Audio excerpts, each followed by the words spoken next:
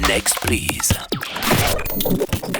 Tout simplement parce que je n'ai plus voulu faire de télé-réalité et que mon objectif, une fois qu'en fait j'ai eu la chance de faire partie de la télé, tout simplement je me suis dit pourquoi pas un jour avoir un poste de chroniqueuse ou tout simplement avoir justement ce statut que j'ai aujourd'hui, de pouvoir débriefer en fait dans une émission que j'aime. Je voulais quelque chose on va dire qui se détachait un peu de la télé-réalité, mais du candidat.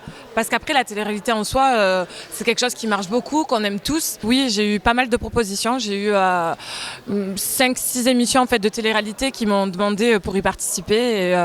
Et comme vous le savez, quoi, j'ai tout refusé. Je pense que déjà, je vais apporter de la bonne humeur. Un peu plus, parce qu'il y en a beaucoup déjà, pas mal. Et puis surtout, pouvoir donner mon avis, ayant vécu en fait, l'expérience déjà Secret l'année dernière.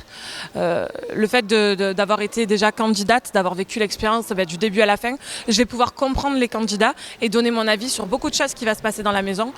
Et tout simplement, peut-être donner des choses que les téléspectateurs ne voient pas en fait. Pour tout vous dire, voilà, l'émission n'a pas encore démarré et que tout change dans Secret.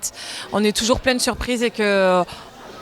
On verra après si j'ai un rôle, si j'ai un autre rôle. L'expérience en elle-même, Secret Story, pour moi, elle restera gravée à jamais en moi parce que c'est quelque chose hors du commun et tant qu'on ne le vit pas, on ne peut pas le comprendre. J'essaie des fois d'expliquer ce que je ressentais, ce que j'ai vécu, mais on ne peut pas savoir en fait. C'est quelque chose que j'oublierai jamais et qui a changé ma vie.